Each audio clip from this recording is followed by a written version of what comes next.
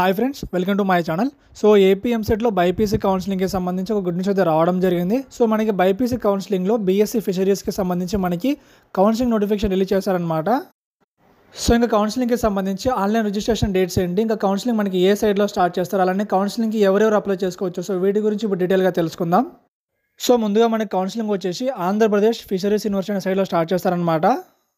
So ఇంకా మనం notification తీసుకుంటే సో మనకి నోటిఫికేషన్ వచ్చేసి so online application are invited from eligible candidates who are qualified in AP website examination 2024 for admission into bachelor of fishery sciences అని చెప్పేసి మనకి ఇచ్చారనమాట. సో ఎవరైతే ఏపీ ఎంసెట్లో సో బైపీసీ స్ట్రీమ్లో క్వాలిఫై ఉంటారో సో మీరందరూ కూడా అప్లై చేసుకోవచ్చు.